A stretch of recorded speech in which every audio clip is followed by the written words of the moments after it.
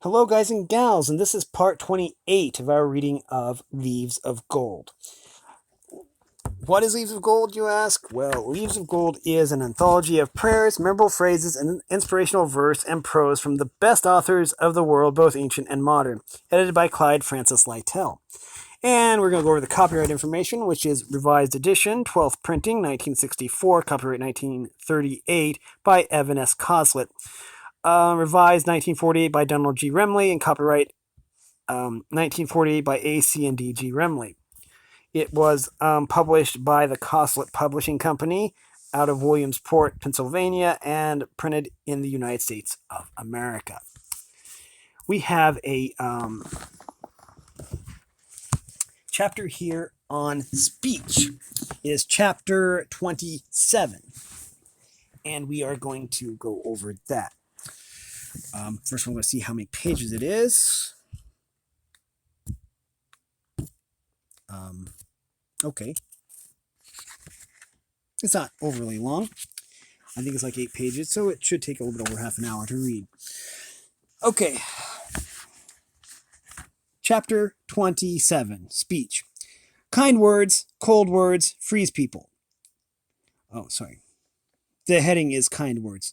It starts out, cold words freeze people, and hot words scorch them, and bitter words make them bitter, and wrathful words make them wrathful. Kind words also produce their own image on men's souls.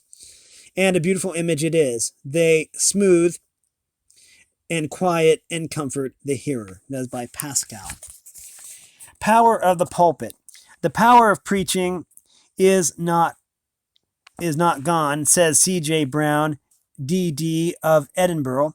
But he adds, I will tell you, though, what is gone, the power of the neat little manuscript carried to the pulpit and prettily read. That is gone. If such a practice is to continue, the pulpit cannot indeed compete with the press. We shall be miserably beaten in the competition, but carry to the pulpit a different thing altogether. Carry to it well-digested thoughts and suitable words to express them, written in your inmost soul. Thoughts and words wherewith to stir the souls of your hearers to their inmost depths, wherewith to hold living intercourse with them. Tell them indeed what God has done, telling you, and both you and they shall find that the pulpit still wields the power altogether its own. A power altogether its own. Okay. Now we have preparation. A celebrated preacher, being asked, how long does it take you to prepare an address, replied, if I am only to speak for 15 or 20 minutes, it requires at least a week's preparation and prayerful thought beforehand. If it may occupy 30 to 40 minutes, 2 or 3 days, preparation will do. But if I must speak for an hour, a few minutes forethought will be sufficient. Oratory.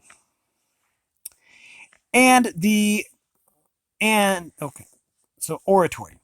Okay, quote unquote. And the common people heard him gladly, for, quote unquote, he taught them as one having authority. These sentences reveal the very heart of efficient speaking. Considered from the human viewpoint alone, the Son of Mary was the Prince of Speakers. He alone had delivered a perfect address, the Sermon on the Mount. The two other speeches that approached it are Paul's appeal to the Athenians on Mars Hill and the speech of Abraham Lincoln at Gettysburg. These have no tricks, no devices, no tinsel gilt. They do not intend to quote-unquote split the ears of the groundlings, and yet they are addressed to the commonest of the world's common people. That is by Beveridge. Now we have voiceless. Again, it's kind of hard to read this text because it is really small and italicized. We count the broken lyres that rest where the sweet waiting singers slumber. But over their silent sister's breast, the wildflowers who will stoop to number. A few can touch the magic string and noisy fame is proud to win them. Also, no, alas, for these that never sing, but die with all their music in them. O hearts that break and give no sign, save whitening lips and fading tresses, till death pours out his longed for wine, slow dropped from misery's crushing presses. If singing breath or echoing chord to every hidden pang were given, with endless melodies were poured, as sad as earth, as sweet as heaven. That is by Oliver Wendell Holmes. Next we have illustrations. The subject matter of Christian teaching preeminently requires illustration. The barrister has, in a new case, that which stimulates attention, while the preacher has an oft-told tale to set before his people. That is by Andrew Fuller. The aim of the teacher, who could find his way to the hearts and understanding of his hearers, will never be to keep down the parabolic elements of his teaching, but rather to make as much and as frequent use of it as he can. That's by Trench. To have one's page alive, the author must be alive himself, constantly acquiring fresh thought. That's by Matthews. Next is genius lights its own fire, but it is constantly collecting materials to keep alive the flame. That is by Wilmot. Next we have a narrow window. A narrow window may let in the light, a tiny star dispel the gloom of night, a little deed, a mighty wrong set right. A rose abloom may make a desert fair. A single cloud may darken all the air. A spark may kindle ruin and despair. A smile, and there will be an end to strife. A look of love and hate will sheath the knife. A word, it must be a wonderful, a word, it must be a word of life. That's by Florence Earle Coates. Now we have eloquence. There is no power like that of oratory. Caesar controlled men by exciting their fears, Cicero by captivating their affections and swaying their passions. The influence of the one perished with its author. That of the other continues to this day, by H. Clay. Now we have self-examination. If you speak ill of thee, flee home to thy own conscience and examine thy heart. If thou be guilty, it is a just correction. If not guilty, it is a fair instruction. Make use of both, so shalt thou distill honey out of gall, and and out of an open enemy create a secret friend. That is by Quarles. Except a living man, there is nothing more wonderful than a book.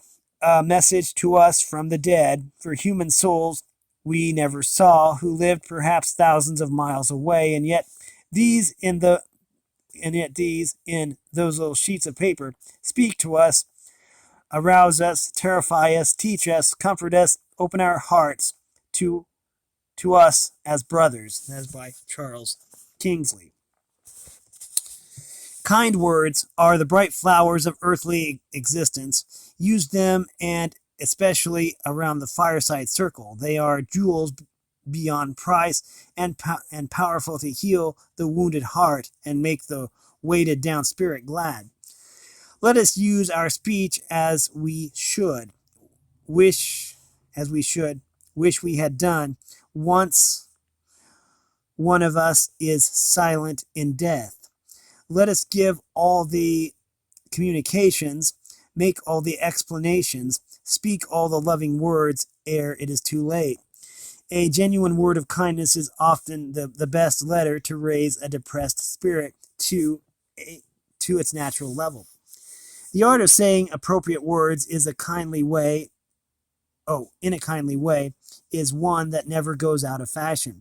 never ceases to please, and is within the reach of the humblest. Always say a kind word if you can, if only that it may come in. Wait. Always say a kind word if you can, if only that it may come in, perhaps with singular opportunities, entering some mournful man's darkened room, like a beautiful firefly whose happy circumvalations he cannot but watch, forgetting his many troubles. That's by Arthur Helps. Next we have thought. The three foundations of thought, perpetuity, and amplitude, and justness. The three ornaments of thought: clearness, correctness, and novelty. The three properties of just thinking: what is possible, what is commendable, and what ought to be. That is by Catherall. Next, we have directness. The ability to state our convictions with clearness and completeness yields two benefits. It makes our convictions respected. There is persuasion in the forceful putting of a thought, and in sentence sharply drawn and well considered, considerable of what passes as the weightiness of an opinion is no more than the gravity and dignity of the presentation. The effect of words, as of soldiers, can be trebled by their manner of marshalling. A word aptly chosen is an argument, and a phrase judiciously contrived is a syllogism. A word falsely spoken is like apples of gold in pictures of silver. It was the transparent terseness of the man born blind which so inconvenienced the Pharisees. I was blind, now I see. There was all there that was said, and more besides, a conclusion without it being stated. Here lies the power of Proverbs in their lucid brevity. That is by Parkhurst. Now we have goodness. His words had power because they accorded with his thoughts, and his thoughts had reality and depth because they harmonized with the life he had always lived. It was not mere breath that this preacher uttered. They were the words of life because a life of good deeds and holy love was melted into them. Pearls, pure and rich, had been dissolved into the precious draught. That is by Nathaniel Hawthorne. Next we have plainness. But it says not purity. A style may be lofty yet clear, as a medieval preacher had said.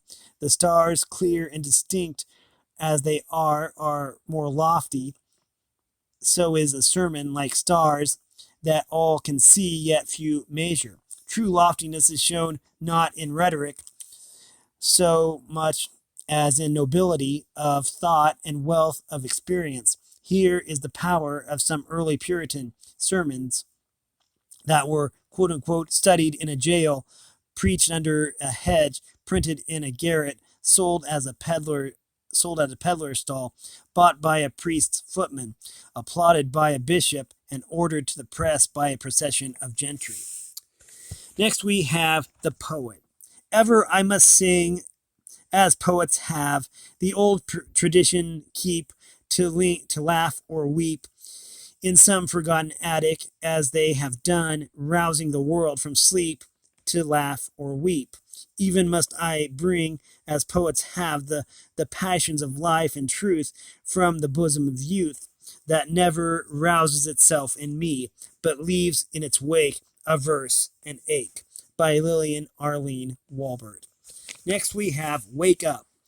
Sidney Smith, the prince of clerical wit, speaking of a preacher noted for his dull sermons, made this remark. He evidently thought sin was to be taken from man as Eve was from Adam, by casting him into a deep sleep. A Scotch minister advised a lady who was given to sleeping in church to take some stuff. To take some snuff. She replied, "Put more snuff into your sermons." That is by Bowen.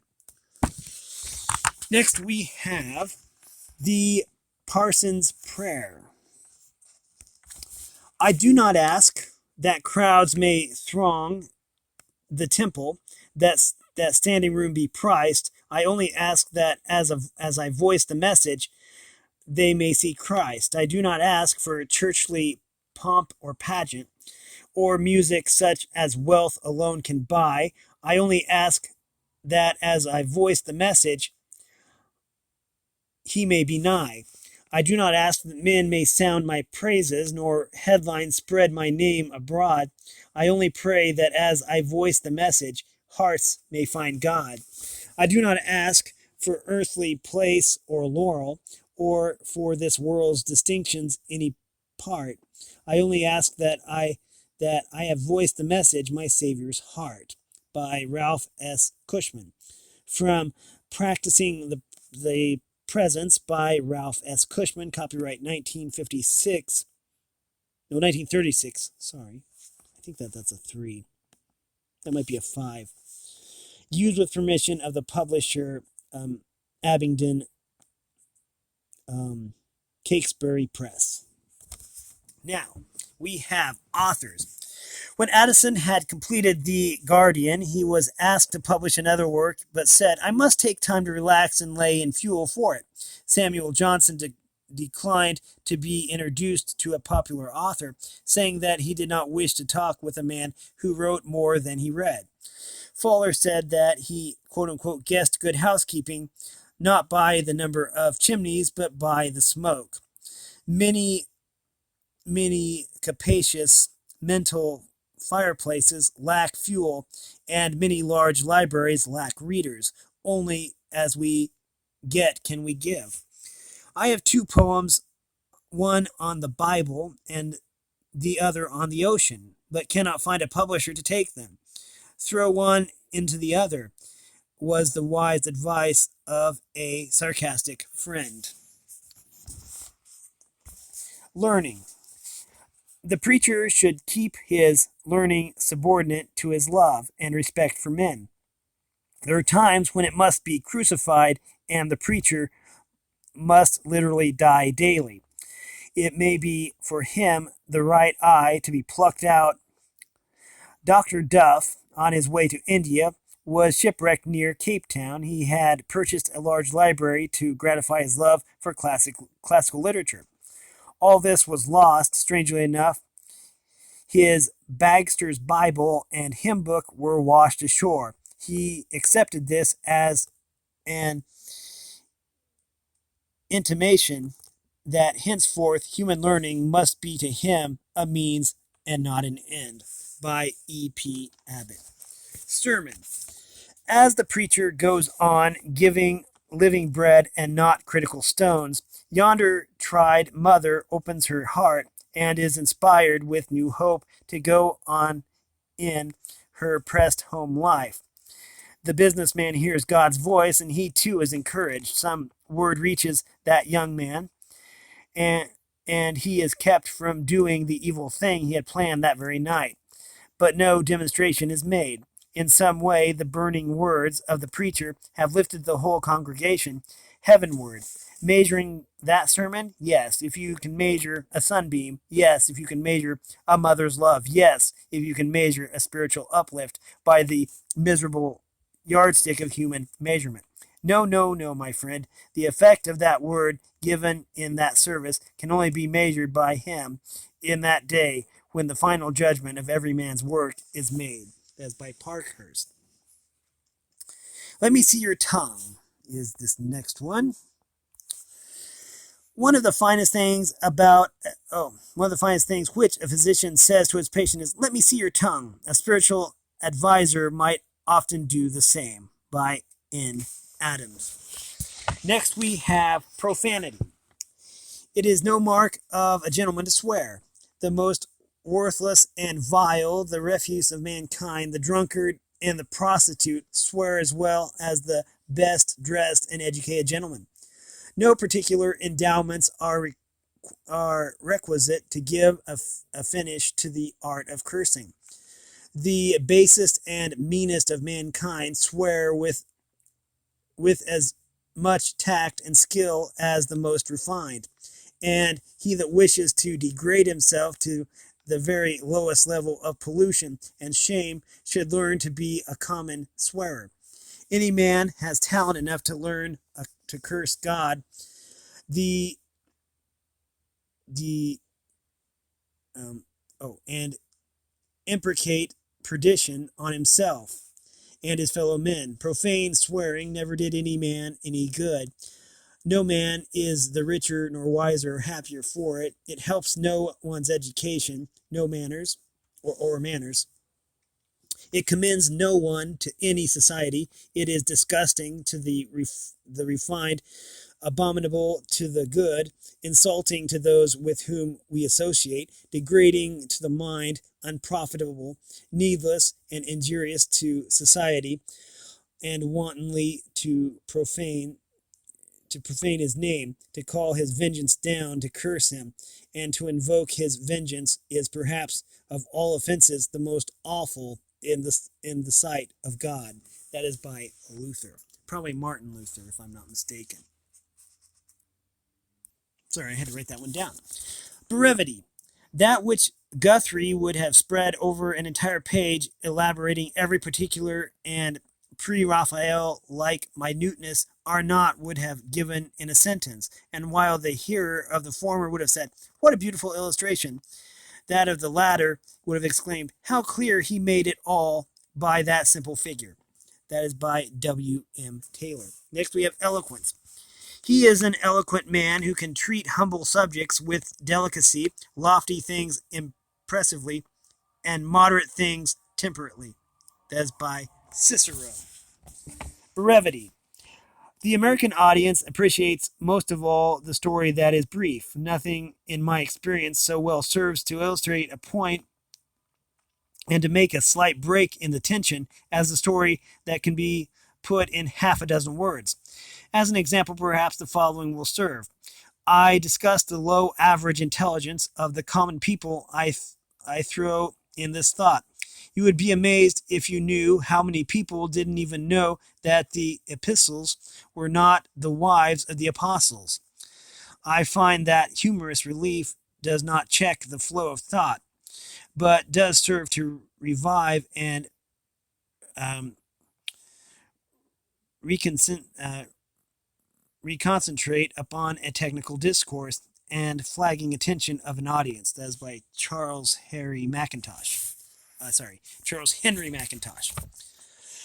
Reading is to the mind what exercises the body, as by the one health is preserved, strengthened, and invigorated, by the other virtue, which is the health of the mind, is kept alive, cherished, and confirmed. That is by Addison.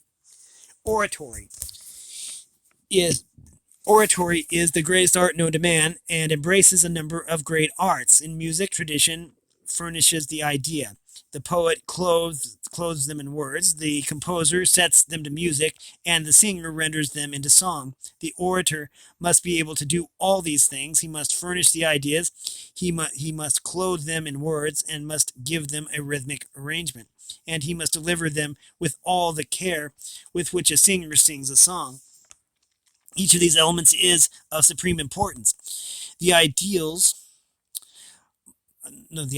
must be bright and seem alive. The language must be chastity and expressive, and the arrangement must be logical, natural, and effective.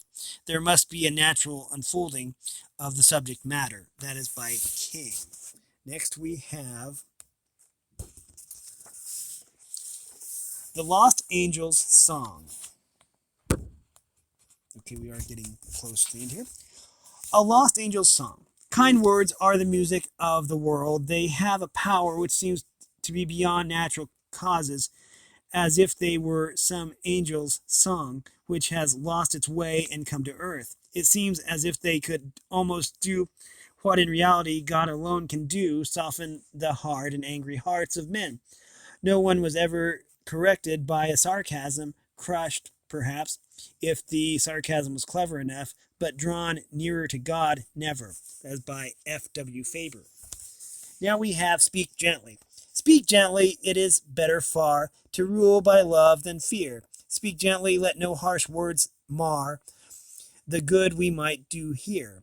Speak gently to the little child, its love be sure to gain.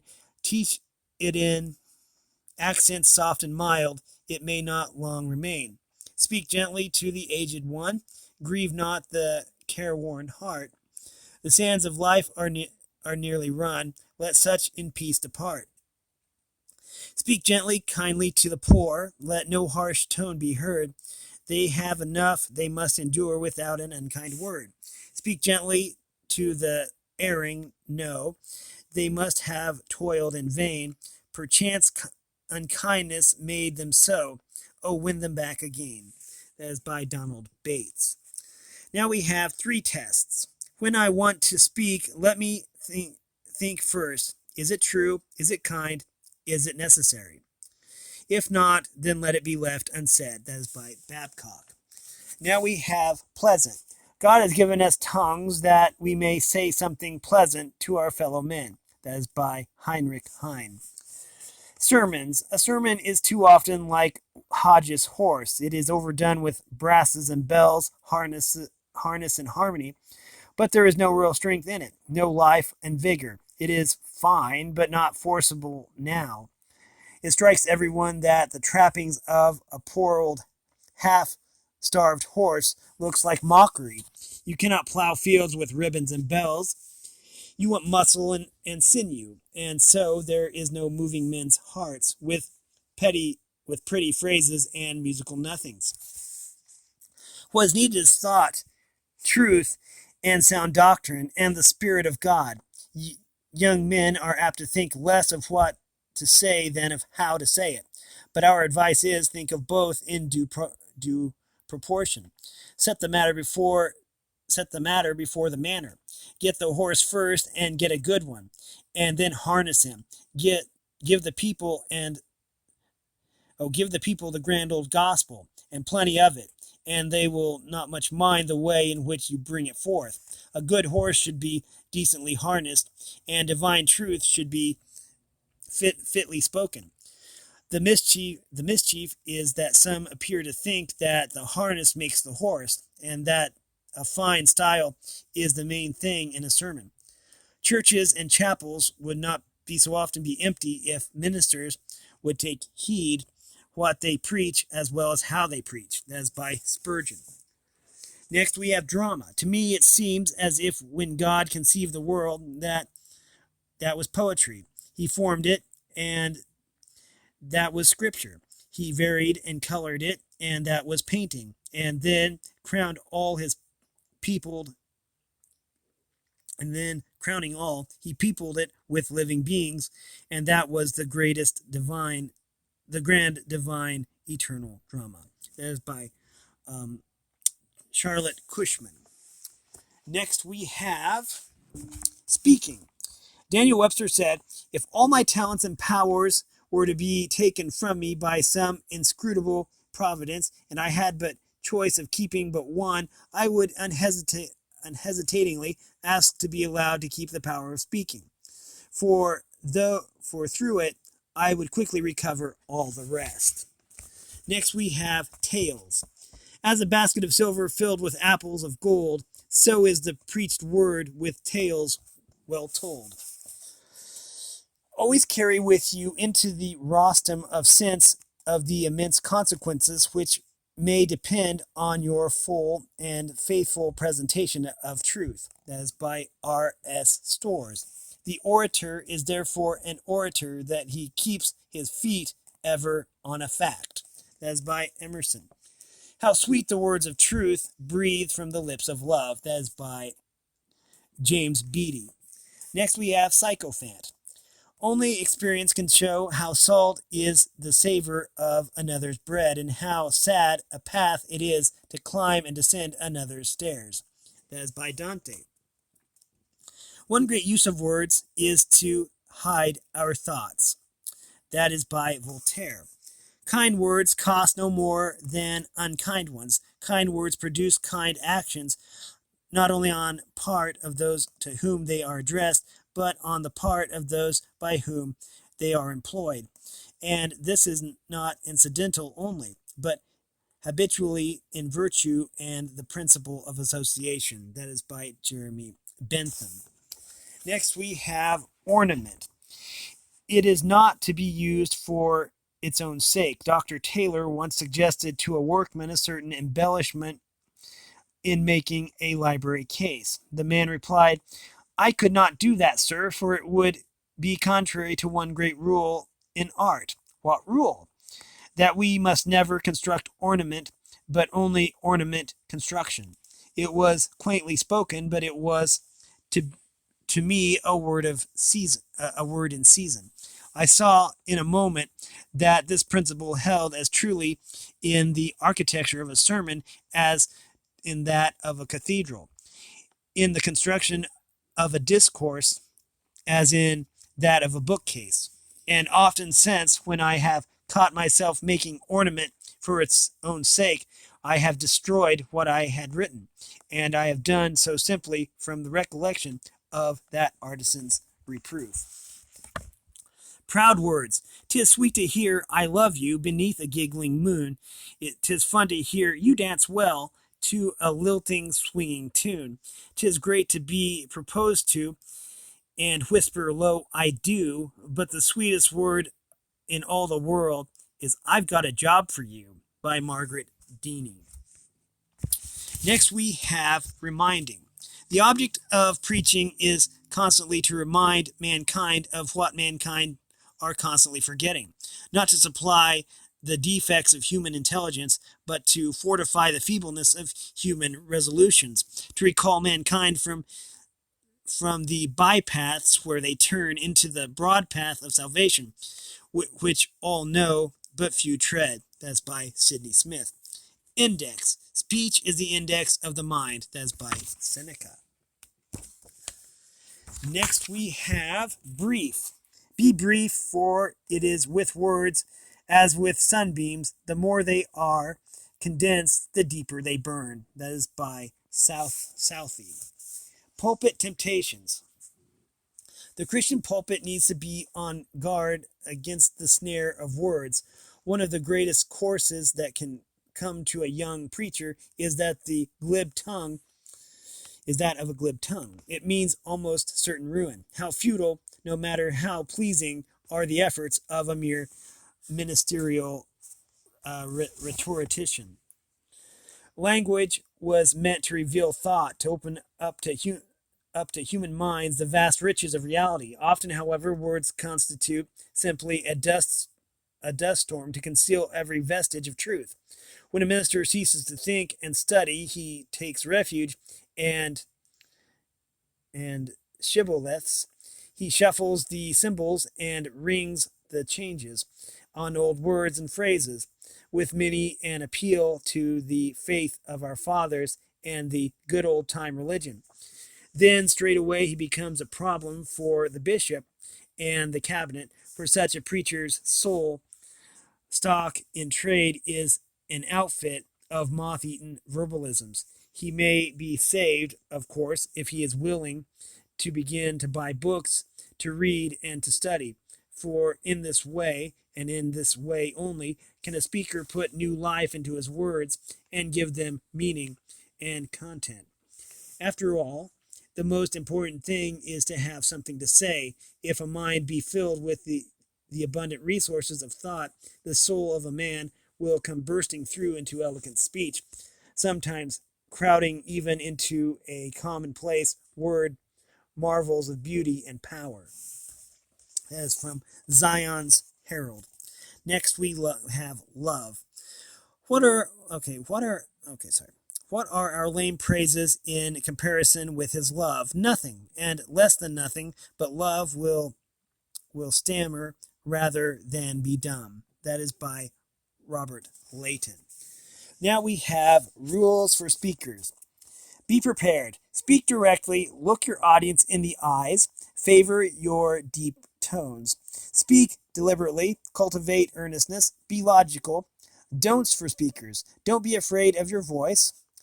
Don't forget your audience. Don't forget your audience can think. Don't be ashamed of your own opinion. Don't cover too much ground. Don't forget to practice. First aid to speakers. Be prepared and don't rely on inspiration. Originality comes from meditation. Have a definite purpose. Avoid irrelevancies. Be sincere, earnest, and enthusiastic. Don't hurry into your subject. Wait for attention. Begin in a conversational tone, but loud enough to be heard. Don't force gestures. Cultivate the straightforward, open eye. Don't walk about while speaking. Don't be didactic. Good dictation is a passport recognized by everyone. Let your grammar, vocabulary, and pronunciation be the best. Cultivate a genial manner. Pauses are of great oratorical value. Write much and often. Read aloud and regularly. The best way to learn to speak is to speak. By Walter Robinson. Power. To have what we want is riches, but to be able to do without is power. That is by George MacDonald. Next we have sayings. The best preaching is uncomfortable preaching. No church ever saved a community by quarreling among themselves. I know a lot of people who desecrate Sunday on Saturday night. Most church quarrels arise over someone's rights, not over someone's prayers. God loveth a cheerful giver who does not talk too much about it, nor expects too much credit for it. Blessed is the man who does not insist upon talking about his children when I want to talk about mine. Blessed is the man who appreciates his own time too highly to waste the time of someone else. That is by Roy L. Smith. Next we have force. From the lawyer, the minister... Force. From the lawyer, the minister may learn to establish his case. To minister usually starts out with a proposition stated in the form of a text, the truth of which he is presumably going to prove. To do this, he must present his evidence, marshal his facts, and set them forth in a logical and convincing manner. This the minister often fails to do. It is not required that every sermon shall be an exercise in logic, a sample of argument, but that it will seek to inform, to instruct, and to convince. Our sermons frequently lack facts, convincing facts, moving facts. We are inclined to forget that. In all our preaching, we must preach for verdicts. We must present our case. We must seek a verdict, and we must ask for an immediate execution of the verdict. That is by Smith. Next, we have misogynist. Anytime Europe wants us to fall for something they tell us they want our moral leadership. We should sympathize with Europe and all that, but we don't have to marry her. That is by Will Rogers. Next we have multum in parvo. The people that throw mud always have dirty hands. The road to somewhere is not paved. The paved road passes through anywhere and stops at nowhere. You cannot whitewash yourself by blackening others. Face the sunshine and the shadows will fall behind you. For every bad habit you give up, you automatically contract a good one. Swear off on talking and see what a good listener you become. Use the golden rule. Oil your brain occasionally with a good brand of constructive thoughts. It's a hard job to work with rusty tools. Every time you frown, you vaccinate yourself against happiness. Keep it up, and it is bound to take. Be patient with the faults of others. They have to be patient with you. The man who keeps himself and machine under control at all times never becomes angry or kills anybody. The pathway of life is just about like any other congested street. If you don't keep going, you'll get crowded to one side. That is by Charles H. Cowgill. And lastly, we have behavior. Christianity is preeminently. Behavior. Christianity is preeminently the religion of the heart. It does not always ask words, but it always wants work. The motives and not the means are the things on which it passes judgment. And the man who shows by his life that he is not ashamed of the gospel will assuredly one day find that the gospel is not ashamed of him. There is much more which might be said, but I refrain. Ere I close, you will let me add my emphasis to the fact that it is our life and conduct that we must show our devotion to Christ. The silent gospel reaches further than the grandest rhetoric. That is by Wilson. And we are going to end that here. And next time we will be reading chapter 28 about success. I lost my bookmark for some reason. Okay. Oh, here it is. Sorry about that. So, yeah, we have been reading Leaves of Gold. It is a book edited by Clyde Francis Lytle. And we have been specifically reading chapter 27 on speech. If you like this content, make sure you like and subscribe and ring the bell so you know I upload. Also, if you want to support me in any way, if you want to join the Discord server, all the information will be in the description below. And as always, you are loved. And thanks for watching, everyone, and have a great day.